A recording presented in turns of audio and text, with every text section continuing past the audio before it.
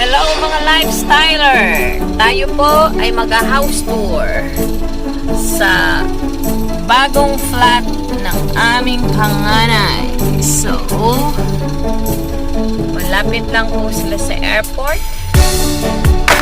Titingnan natin, worth it ba ang bayad nila sa bahay?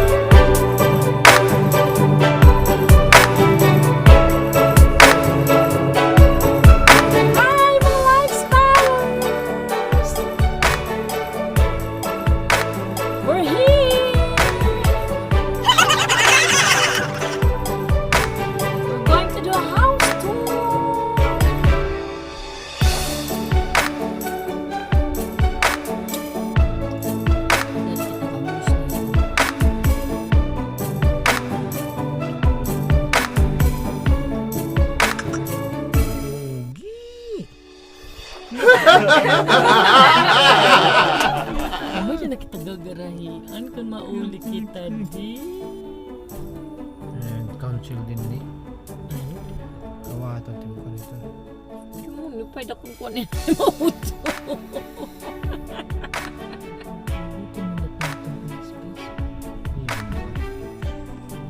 Incredible po. Hello, lifestyler. We're here. We're going to do a house tour today. We're going to see. Hindi niya pupukusan. Make your mind dong. We're going to see if the rent price is worth it or not. To their house, to the airport, to the job, to their workplace. Yeah, we got a garage. Every time we're going for a holiday, we could bring our car here and then We can just park it here because it's very near to the airport. yeah. Oh yeah. We don't have to pay parking Yeah, to the airport. We don't need to pay parking.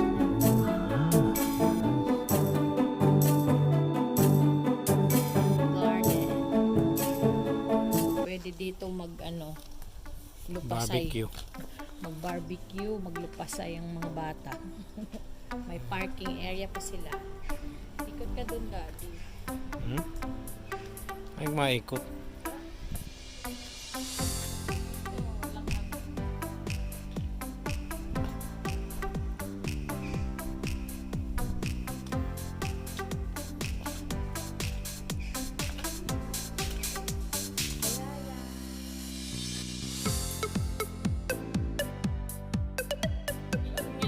Record. So, ayan. Meron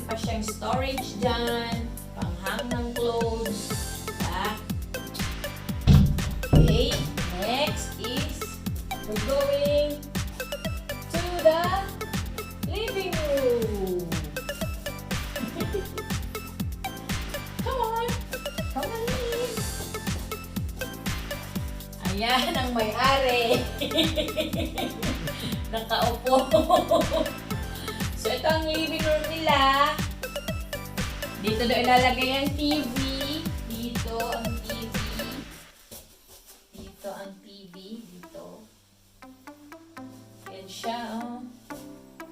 Big window. So, there's a lot of light coming in. Hindi nila garden yan, ha. Sa upstairs daw yan.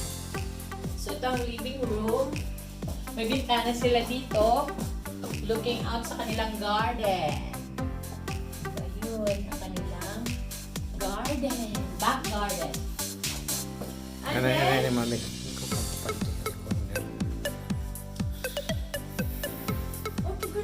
oh, good. Go.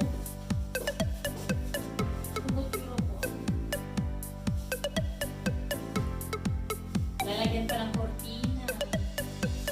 Cortina din.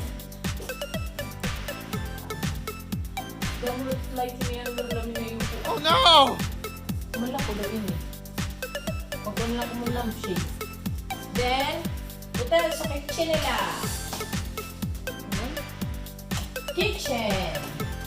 So, marami silang cupboards.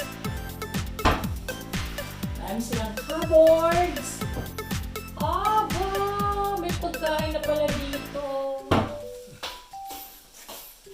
Yan. Para may nakita kung ano Lego! No! Hindi nga, di gusto ko di dadon. Dadon ko kaya di Werla. Halaya. May ubi halaya. Oh, meron na silang mga ano dito. Mga luto-luto. Nauna pa ito dito. Dito lalagyan mo lang mga wine nyo.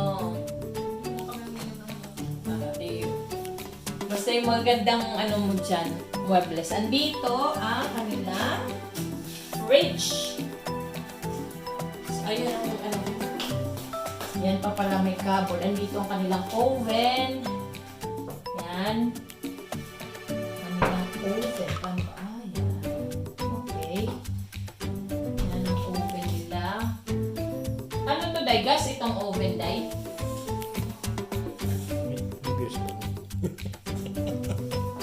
Yeah, because it can be.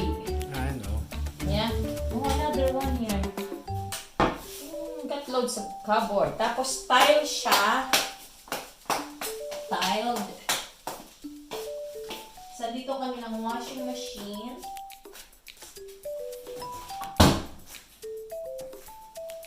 At andito ang kanilang fridge.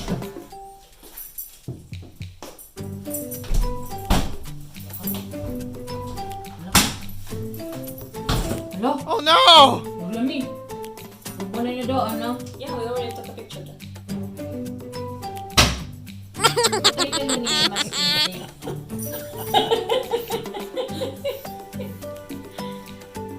Tayo na lang yung masking tape ito. Docking tip. Docking tape. So, may space pa dito. Kung gusto niyang maglagay ng dishwasher, pwede pa yung dishwasher dyan. So, punta tayo sa kanyang back garden nila. So, yan po ang kanyang bin. Dapat 4 to. Ito po ang general waste nila. Ito ang plastics and cans. Yun po ay paper. At yung brown is yung food. Ay, ipakita mo nga yung ano? Ano? Anong ibig sabihin ng brown tsaka gray? The blue one is paper. Ang gray is general waste. Yung hindi na recycle. Ito is for recycling. Ito yung plastic. Yan. Lata. Bote.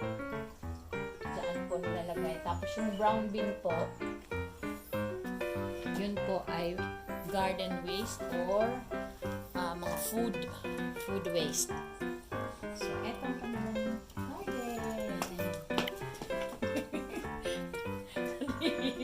nagulitiwer-lawer ko. Ang may-ari ang doon. Yan. Sa bintana. May mumu. Ayan. Ayan po ang kanilang bagong flat. Oh. First time yung makakita ng bahay dito sa UK.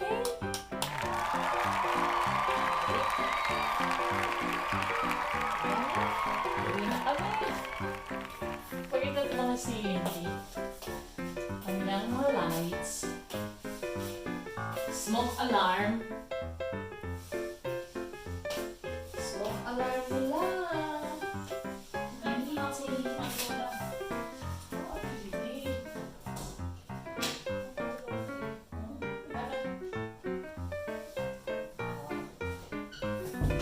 Ano ito, Daddy?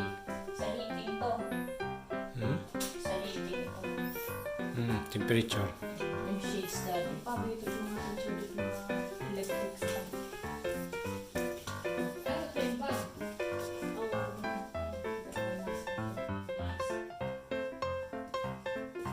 Okay, na natin napakita. Kita natin ang house guard